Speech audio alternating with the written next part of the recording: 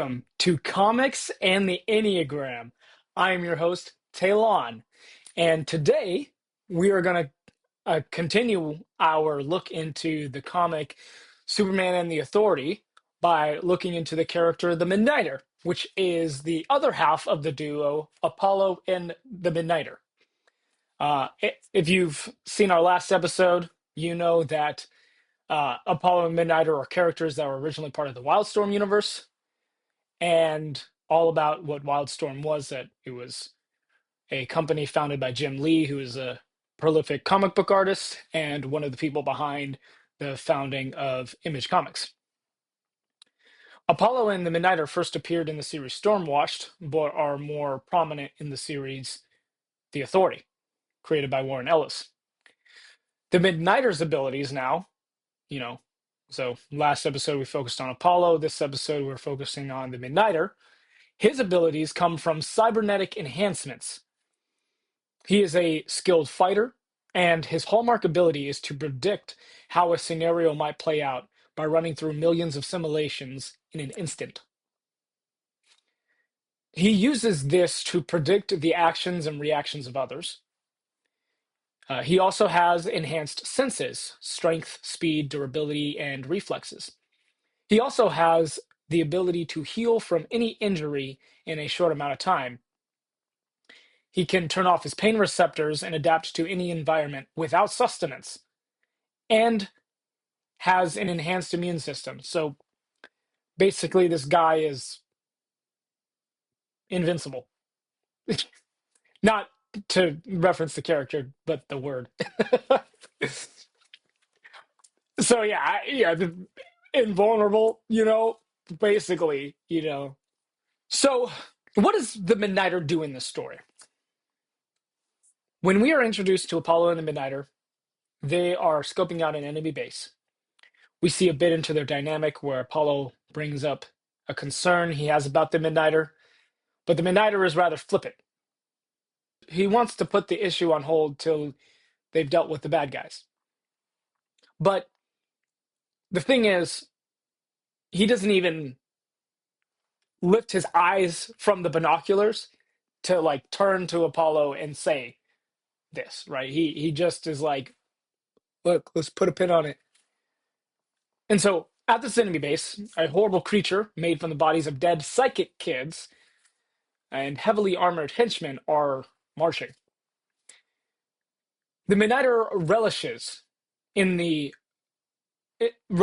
opportunity to fight these guys, to take them down. He takes down these henchmen himself, but he gets caught by the big creature, and Apollo comes in and saves him. The next significant scene is when he goes with Manchester Black and Natasha Irons, aka Steel, to fight off enemies attacking the G7 climate summit. When Manchester Black insists that he is the leader, the Midnighter reminds him that Superman is the leader because he's the one that came up with the plans and told us where to go. And so the Midnighter enjoys bursting Manchester Black's ego. And it was funny in that scene because, Manchester Black is like getting all up in the Midnighter's face. The Midnighter is, unnerved, or isn't, he's pretty calm. He's pretty even keel throughout it. And then right after he says, like, I'm the leader, right? He's like, he gets shot down by the enemy team. And so from the next few scenes, Manchester Black is just down and out. That's funny. So yeah. So some general observations about the Midnighter. He's very task oriented. He's focused on details and doing what it takes to get the job done. One moment in this book, he had a moment of connection with an opponent where she was willing to just talk. If you remember back to the last episode, Apollo was in a similar position, except he was trying to talk his opponent down, and he was able to do that rather than fight her. But in this instance, the Midnighter is given the opportunity, like, he doesn't have to fight he doesn't have to try to talk her down. She's willing to talk to him, but he uses that as a moment to knock her out. He and so that's just him kind of relishing in that in the fight. Throughout this comic, he is seen having the time of his life because he gets to fight people. In the scene where he and Apollo have to defeat the monster, he kind of stands up and is like, I cannot wait to take these guys down. And when the team goes to save June Moon, aka the Enchantress, he's like fighting all these spirits and demons, and he's like, let's go, this is awesome, I love this. It is also, going back to the scene with the creature, it is also in this scene that he expresses his hatred for injustice and cruelty. Now we'll get into the discussion.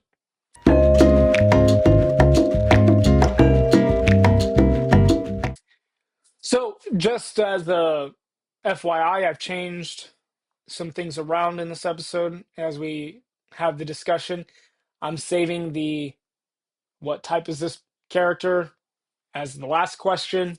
So we'll go through all the other ones first. So stick around. And as a reminder, these questions that I'm going to ask come from an article by Elizabeth Bennett, who's an Enneagram coach. And these questions the article is something like 8 questions to ask movie, TV show characters. I've adapted those questions to fit more of the frame of reference for me as when it comes to the Enneagram, as well as the kind of medium that we are reviewing, that being comics. And to speak a little bit about my frame of reference, I'm coming at the Enneagram from a Christian perspective, which means that the whole point of learning about any of this is so that we can become more like Jesus, meaning more like who God made us to be. And Jesus was an example of how to be a man who's following God.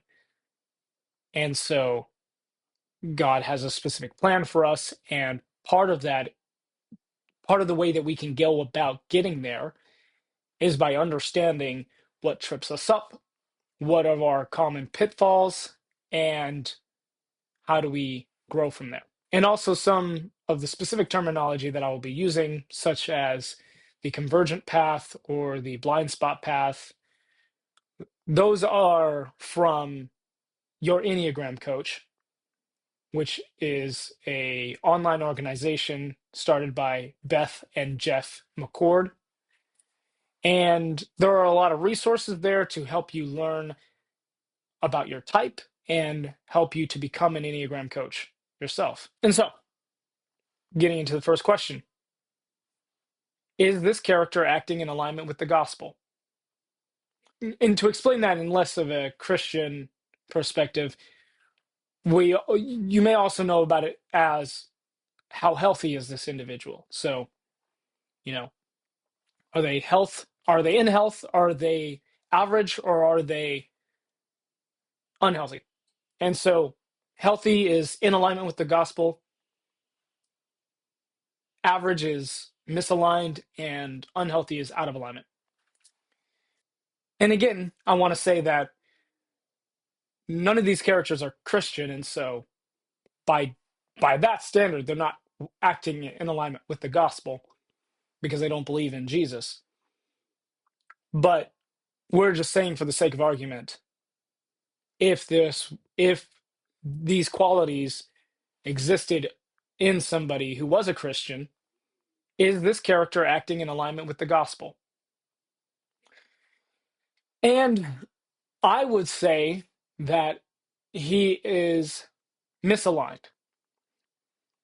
And the reason why he's misaligned as opposed to out of alignment is that he is having the time of his life throughout this comic. I mean, this guy is fighting and he loves it, and it's just that's him, and he is having a blast.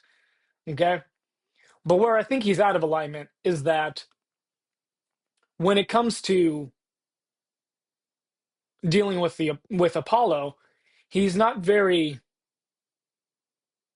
considerate of Apollo. He's more so like appeasing him because in the scene with the creature, he doesn't really address Apollo's concern. And in the end, he is not really respecting that Apollo has this issue. And he's just kind of like, hey, I got you a gift, you know, kind of it feels like he's doing the bare minimum, right? I got you this gift. We're going on a team with Superman. I know you'd like that, you know. But he's not really considerate of other people. And you can even argue that with the fact that the person that he was fighting at the end wanted to talk and he wasn't having it. He was like, I'm gonna knock this person out.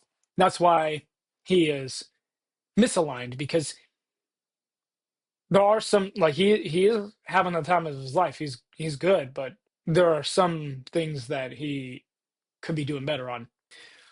Next is this character acting in stress or security. And I would say he's acting in security because, again, he's having the time of his life. There really isn't anything that stresses him out, right? He had met nothing he couldn't punch his way out of. And the one time that he is stressed out, it's more because of a life and death situation. And that is an entirely different circumstance than your ego being bruised or your ego being stressed. It's like that goes into more like animal instincts, right? When you're like trying to survive rather than your ego trying to protect you. So he's acting in security. He doesn't question his purpose. He doesn't question what he's doing here. He's not fazed by Manchester Black's bluster. He's just solid. Now, where does this character belong among the triads? Now, to remind everyone about the 4 triads that I will be looking through, they are the centers of intelligence triad, the Hornevian or interpersonal coping styles, aka the stances. There's the harmonic triad, or the conflict coping styles triad, and then there's the object relation or relational style triad. Most of the time, I won't discuss the object relation style triad because that focuses on early childhood experiences and how those shape the expectation for your adult relationships. We don't get a lot of details, if any, about a character's childhood, and so I won't be going into that too much. What really stands out to me when it comes to the Midnighter is the centers of intelligence and the stances. So, centers of intelligence, I oscillated between two. Right, I oscillated between the head triad or the gut triad.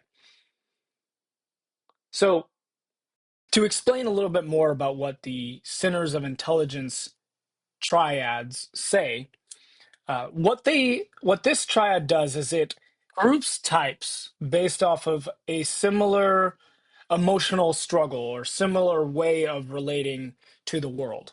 So first you have your heart triad, which are your types 2s, 3s, and 4s. And they really, their emotional struggle is shame. And they have a common desire for significant identity. So if you think about a 2 really wants to be the caring and supportive person, friend, family member, coworker, whatnot, what have you. Like that's the identity that they want to have. 3s want to be a successful person. They want to be admired. Fours want to know their identity. They want their identity to be unique. Like they want to be a unique person. And so all of these types have a struggle with shame. Shame is an emotion that really targets the identity. And so they struggle a lot with feeling that they're unworthy or they're not loved or they're not all these things because that's who they are, because that is their identity, that they are inherently unlovable. So why this is called the heart triad is because all of these types overly focus on their emotions, the heart, meaning they process the world, they take in the world through their emotions. How do things make them feel? And again, that isn't a incorrect way of being in so much as to say that there are certain things that are better understood through how they make us feel as opposed to simply just being an objective thing that we just think about or just kind of this thing that we have an instinctual reaction to. For instance, you may realize that hanging out with a certain group of friends might not be good for you because whenever you do, you feel terrible about yourself. You feel like the situations they get into, you don't feel good about. All these things, like that might be better understood through your feelings. Even if logically what they're doing isn't wrong, it's still better understood as, hey, you know what? Maybe I don't fit here because the way that I'm feeling right now isn't good. But the problem with the heart triad is that they overutilize their feelings. So they they listen to their feelings a little too much. Next, we have the head triad, which are your types 5, 6s, and 7s. Their common emotional struggle is anxiety, and they have a common desire for security, right? So they're all in their own way asking the question, am I safe? Am I taken care of? So with the type 5, they seek security through knowledge and understanding. With type 6, they seek security by knowing what to do in all possible circumstances, even the worst ones. Type 7 seek security by avoiding their inner world of anxiety and looking to the external world. So with type 5s, they're anxious that they do not know enough to operate in the world. Type 6s are anxious about all the negative possibilities that could happen. And type 7 is anxious about being forced to focus on their inner world and being trapped in emotional pain. All the types in the head triad overutilize their thoughts. They think too much about things. And so you can imagine when somebody operates a lot out of their thoughts, they can very easily get trapped in analysis paralysis, trying to think of all these different possibilities, trying to gain the knowledge before even acting. Or different with the type 7 where they're thinking more like on the positive side. So they're thinking about all these experiences that they could have, all these fun, exciting things that they could experience. And they're thinking a lot about different aspects of things that they're interacting with. In one instance, they could be delving into a whole lot of information about this one topic because it fascinates them. Or they could be then moving on to all these different things at the same time, right? Like their minds are constantly moving. Next, we have the gut triad, which are your types 8s, 9s, and 1s. And these are grouped together via how they process and take in the world via their gut, or better said, their instinctual impulses. So think about how, that test that a doctor might perform on somebody where they have them sit on a chair, take a hammer and kind of tap at their knee, and then their knee reacts, right? Their knee tenses up. Well, that's like an instinctual impulse, right? So a person sees a situation happen and they don't think about it. They don't ask themselves how they feel. They just respond. That's how these types process the world. The problem is they overutilize them. They can react to their instinctual impulses without thinking through the decisions that they make. Their instinct is to listen to their instincts rather than think things through or feel them out. They have a common desire for justice, and they share a common struggle emotionally of anger. Type 8s want justice for the innocent. They don't want the innocent to be harmed, and they want to protect. Type 9s don't want others to feel overlooked or unimportant. And so they'll make space for others to be heard. Type 1s do not want unethical injustices to take place, so they'll point out what's wrong or inaccurate. Their instinctual struggle with anger is that when type 8s see injustice, they respond instinctively in a fast and intense manner. 9s don't even notice their anger because their anger threatens to disturb the peace. Anger is one of those emotions that's really hard to handle because it's very powerful, and quite often it's confusing as to what it even means. What does anger, what do you do with it? Because what anger is a demand for something to be changed. You had a line, you had a boundary that got crossed, and so now you're angry about it. Now you feel that an injustice has happened. So what do? That's what anger invites us into, to change something. And so that very often disrupts peace, especially false peace, where it's like we get along fine because we don't talk about things. That's where anger can disrupt things. And so a type 9 will fall asleep to their anger so that they don't deal with that. Type 1s repress their anger since they believe anger is bad. But for type 1, they can't really repress it because we're human beings, so it's not really that great. We're not really that great at not processing our emotions. It's not even good for us not to.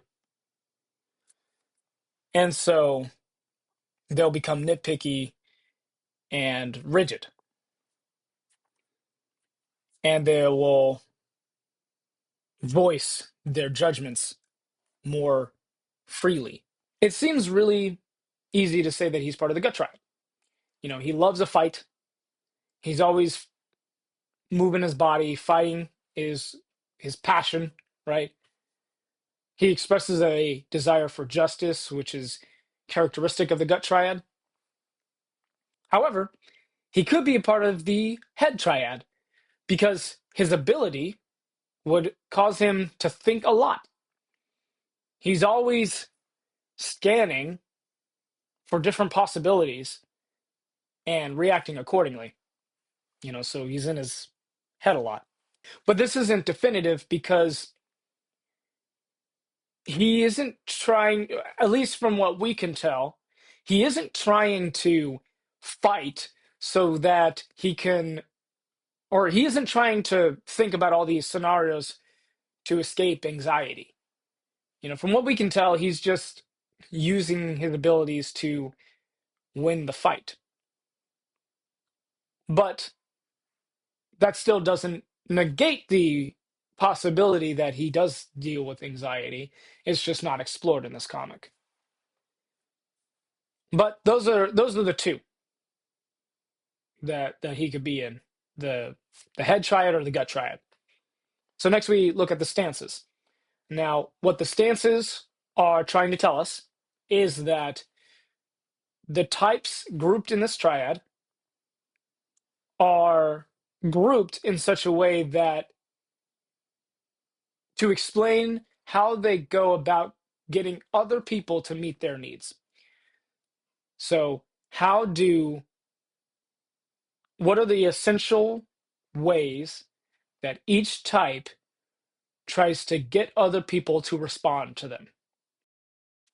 I think this is better said that this triad shows how these types go about getting their interpersonal needs met. First, we have the assertive style triad, which are your types 3, 7, and 8s.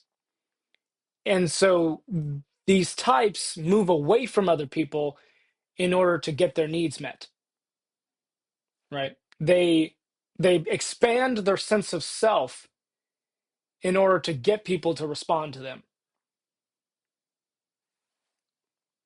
If you think about the different ways that each of these types kind of relate to people in their world, when you look at a 3, they expand their sense of self by becoming somebody else, becoming somebody who is seen as successful or admirable.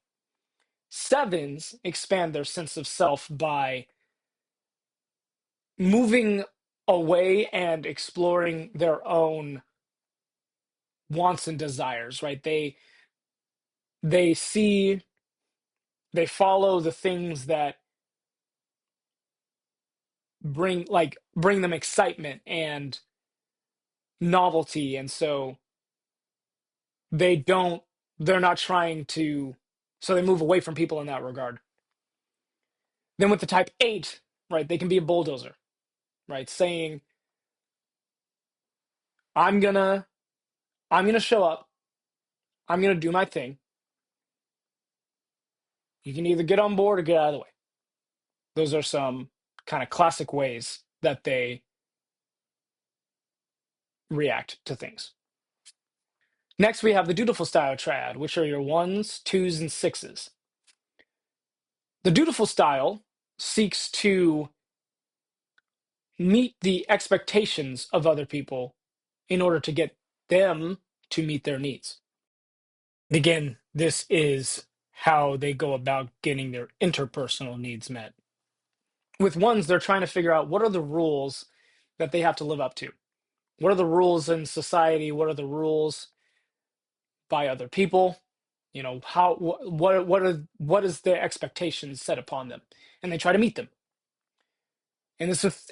Similar with the type 2, they try to serve other people. So they try to figure out what other people need, and they jump at the opportunity to meet their needs. With 6s, they're trying to gain loyalty, and so they try to be a loyal partner or a loyal friend, right? They try to move towards others in that way, right? And that's the way, going back to the dutiful style triad, they move towards other people in order to get their needs met. Next, we have the withdrawn style, which are your types 4, 5s, and 9s. The withdrawn style moves away from people like the assertive style does, but they do it out of fear that other people won't meet their needs.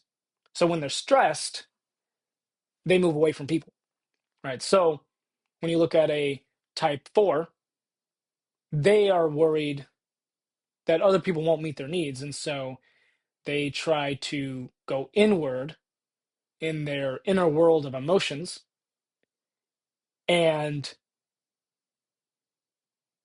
they move away from people in that regard. Then your type 5s also move away into their inner world, but maybe that looks like them reading a book, and so they're drawn into their world of imagination in that regard. And in reading, maybe they're drawn to TV or things like that. And then the 9 withdraws inward to keep their peace. And so those are some ways that, so those are all the styles. And so looking at Apollo, he does not seem to be withdrawn. He doesn't really withdraw from people, when people, he's not really stressed, but he certainly, but the information that we do have, I would not believe that he, if he were stressed, would move away from people. I think he would rather assert his, he would expand his sense of self in that regard. And so I would say that he's part of the assertive style. And so then we have the harmonic triad, and I I don't have a lot of information on that one because that is how each type reacts to conflict. How they, not, sorry, not conflict. It's how they defend themselves against disappointment. So when they sense that their needs aren't being met, what do? And so I don't really have a good example because he doesn't ever not get what he wants. So the next question is this character being influenced by other characters around them? I'd say no. Do stereotypes affect this character? I don't think so. So finally, the question you've all been waiting for. Is there a number that stands out for this character? Now, I was going to say, honestly, I was going to say he was a type 8 because he loves a fight. He seems very much like he's a part of the gut triad. He's very assertive, right? He has a desire for justice. He wants control, he wants to dominate, right? Like all these things associated with a type 8. And again, that's a type 8 under stress. That's not all type 8s, and it's not, I don't mean to say that in a overly negative way, just as a general, statement. When they're in stress, that's where they tend to go. However, when I then incorporate the stances into this, the question becomes, what need is he trying to get? So something to highlight that I haven't really touched on before is that when it comes to the stances, we say in general, it's how they get other people to meet their needs. But more specifically, it is that they desire something specifically, and so they go about trying to get other people to meet their needs in that way. It's the need that they're trying to get, right? And so it's like, what is the need that they're trying to get that they then go about trying to get other people to meet?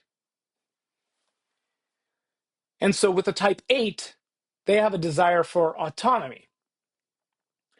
And I'm not exactly sure that he is desiring autonomy. Because when I think about the fact that he loves a fight, he relishes the opportunity to fight. So maybe his needs are for fun and stimulation. So type 7s are trying to get fun and excitement. And so they demand that of life and other people, that we're going to have fun now, dang it. And so, and again, that's type 7 under stress, type 7 not at their most healthiest. And that one also makes sense to me.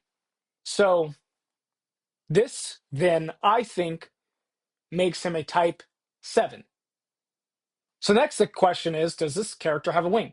Now, what's funny is that even when I thought he was a type 8, I thought he had a wing of a 7. And so now that I think he's a 7, I think he has the wing of an 8. So, you know, um, these two possibilities, they share characteristics of being aggressive, confident, and assertive, which the Midnighter exemplifies. In particular to the 7 wing 8, though, he may be an adrenaline seeker. But also, this wing is called the realist. And I do think that he has a more this is the way the world is kind of mentality. And I say that because going back to the scene with him and Apollo and the monster, while the Apollo is very appalled that he has to kill this monster. He's saying like, "Oh, weren't there some other way to deal with these guys that didn't involve killing them?" He's lamenting that. Apollo is just like, "It is what it is, dude. We stopped this group from taking any more psychic kids, you know." And so he does have a more "this is the way the world is" kind of mentality. Next, we're gonna look more into the type and the triad that it's in.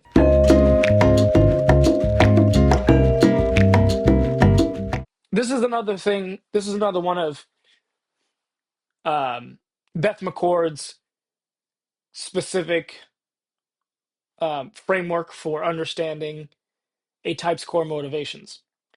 So, core motivations are a type's core fear, core desire, core weakness, core longing.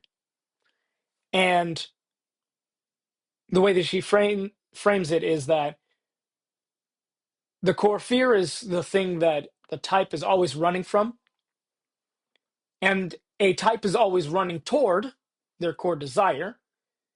And on their way to their core desire, they trip over their core weakness. And then their core longing is the thing that they are longing to hear that will give them rest. And so for a type 7, their core fear is being deprived, trapped in emotional pain, limited, or bored, or missing out on something fun. Their core desire then is being happy, fully satisfied, and content. And their core weakness is gluttony, feeling a great emptiness inside and having the insatiable desire to fill one's self up with experiences and stimulation in hopes of feeling completely satisfied and content. And their core longing is that you will be taken care of. So I had a couple of ways that I wanted to take this, and I did want to dive deeper into the triads that this type is a part of, because I think that that has a very unique thing to say right now. And so I did a little research into this, and so um, You've Got a Type is a really great Enneagram YouTube channel. I love the way that this guy breaks down the type and a lot of information about it. And it's really cool when he does interviews with different types. He has a unique way of going about it. Like one of the videos that I watched was him sitting. It was something like, you know, drinks at a bar, but each type is a specific kind of drink. And so anyway, the type 7 being, I can't remember, a daiquiri. I don't I don't think that was quite what it was, but um anyway, You've Got a Type describes the centers of intelligence in a way that I hadn't heard before, but it's a blinding preference or a barrier to self-awareness. See, with the centers of intelligence triad, each type overly utilizes a specific function. So the gut triad, each of those types overly utilize their instincts. The head triad, each of those types overly utilize their thoughts. The heart triad overly utilizes their emotions.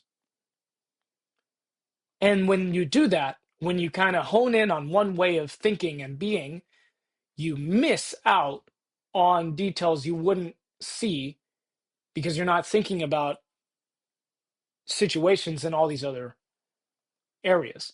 And so you don't even think of yourself clearly either, because if you're a head type, you don't necessarily understand who you are on an emotional level. Such as if you're a gut type, you might not understand who you are on an emotional level or a thought level. And what's interesting about a type 7, right? A type 7 is part of the head triad, which is really interesting. These are people who want to have fun, right? They want to avoid thinking about negative things. They want to avoid negative emotions, right? How, like, that isn't, you wouldn't think that that's somebody who is a thinker, right? Or who overly utilizes their thinking. But the thing is that the type 7s introvert their thinking. This is how You've Got a Type describes it. Introverting your thinking means that you process your thoughts internally rather than externalizing it first. So you internalize first, think through things through personal analysis, and then you say something or then you do something, as opposed to extroverting it being to speak it out first or do something first and then see what happens, or then look for the response from other people. And so that's really interesting to me. So next we're going into the gospel connection.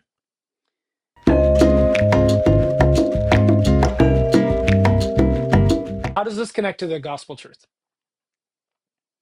So a perspective that type 7s bring,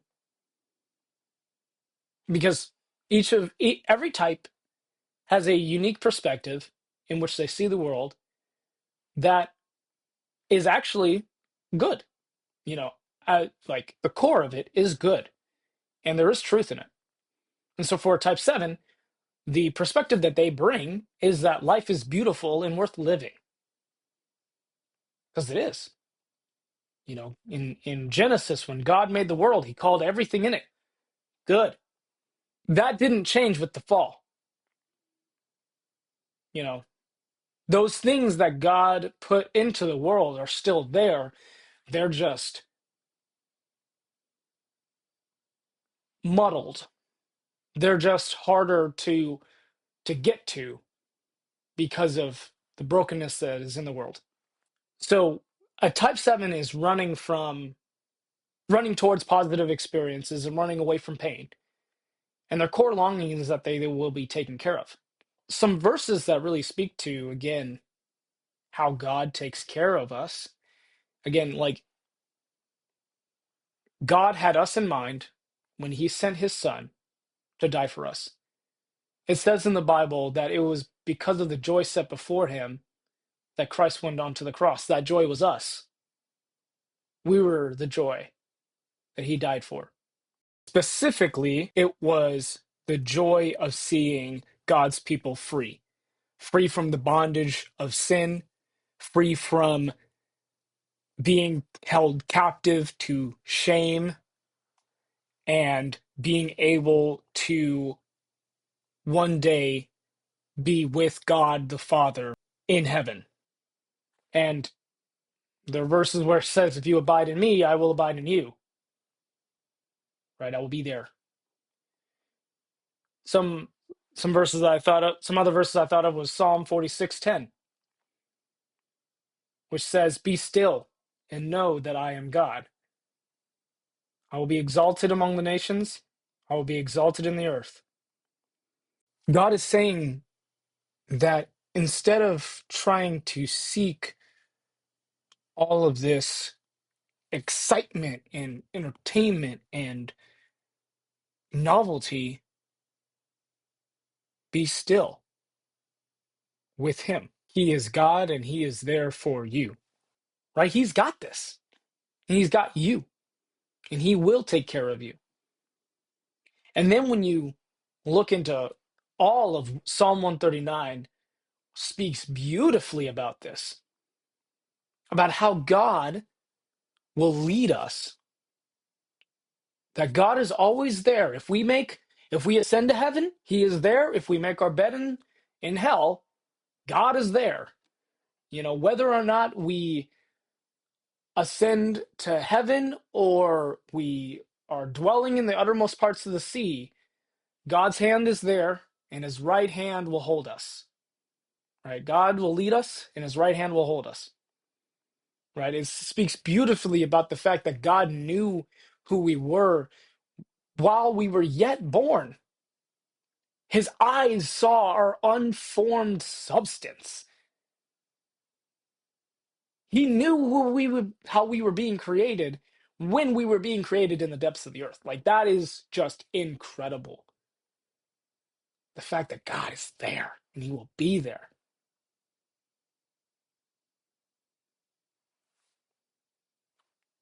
Type 7 is asking that is longing to hear you will be taken care of, and God says he will take care of you.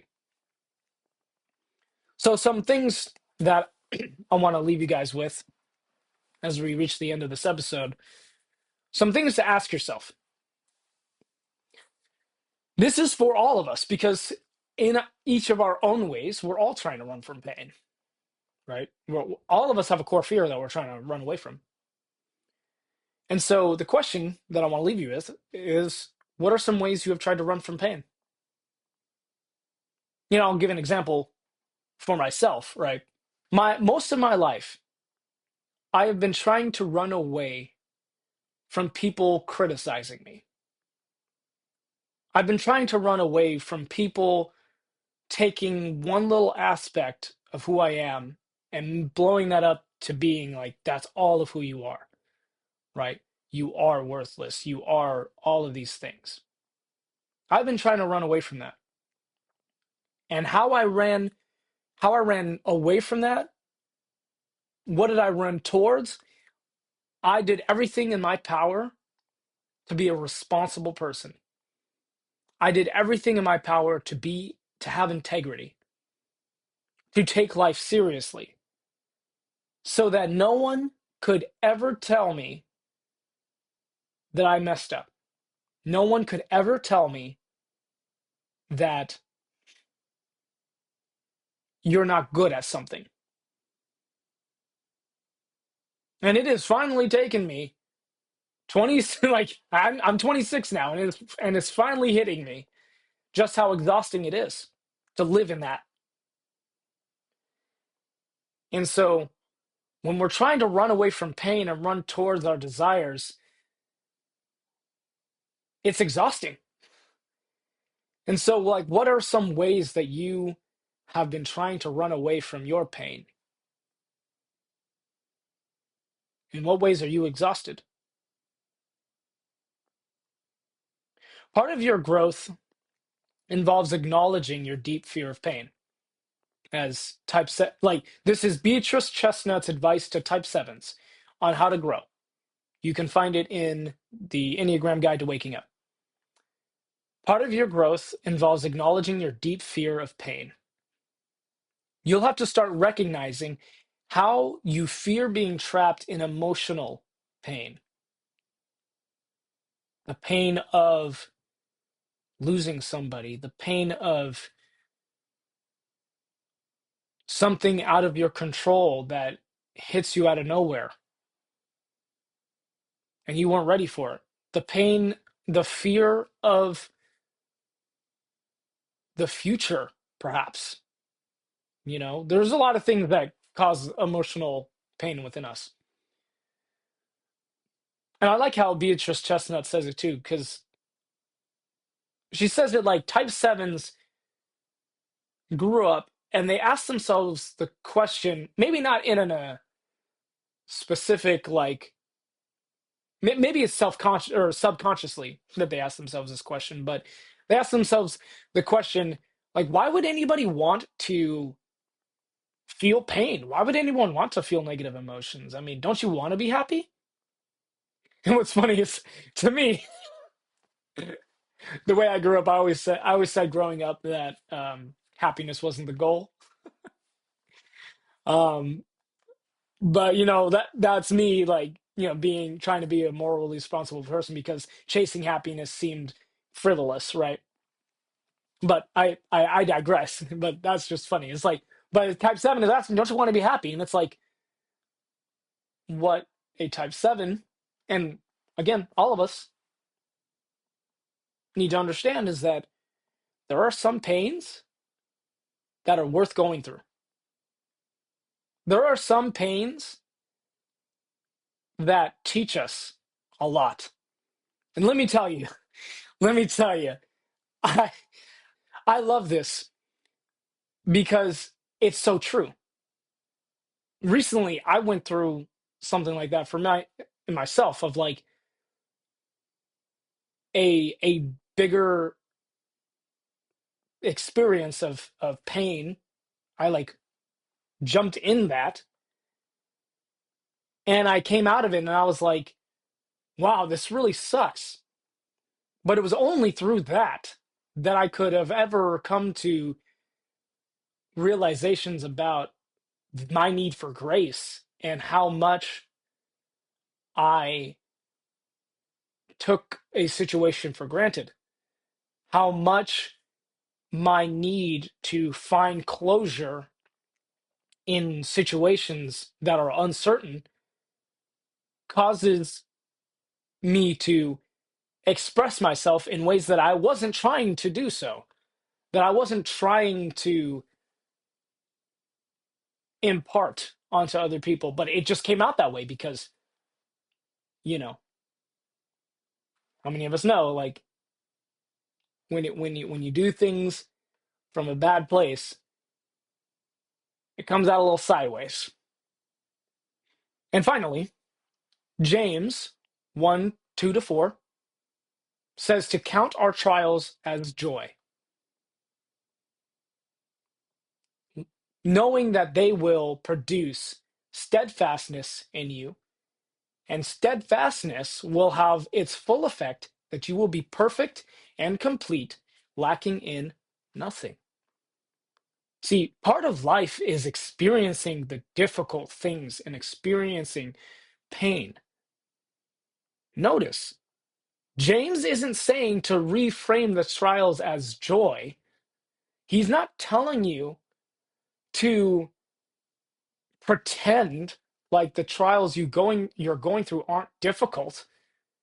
He's saying know that these trials will produce steadfastness in you, and that's why you should have joy when you're going through them.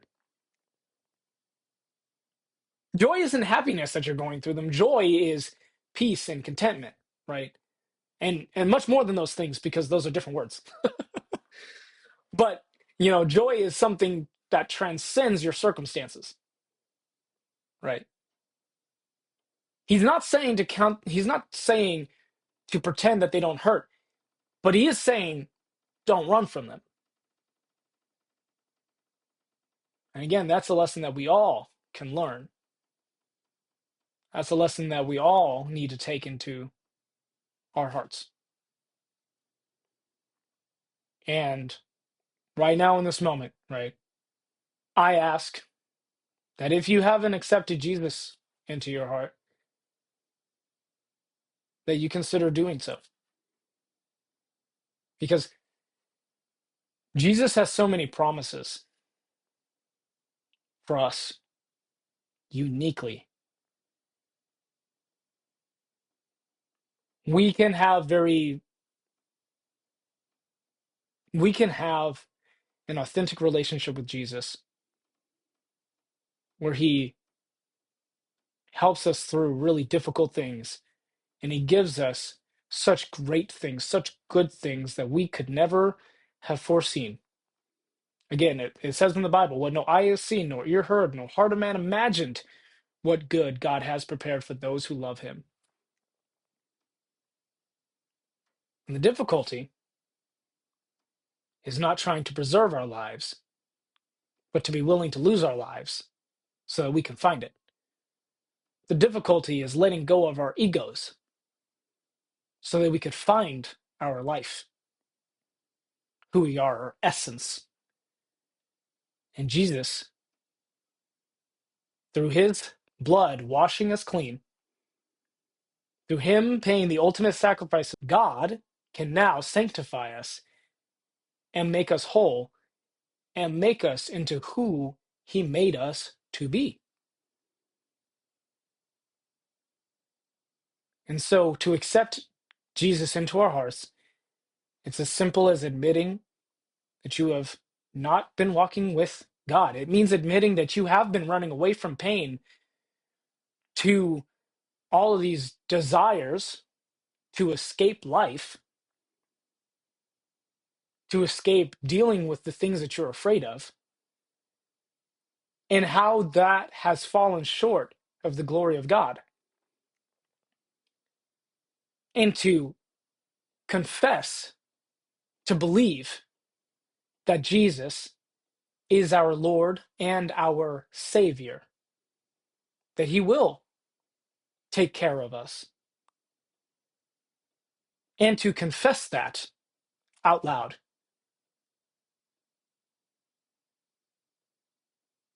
Thank you for listening to this episode.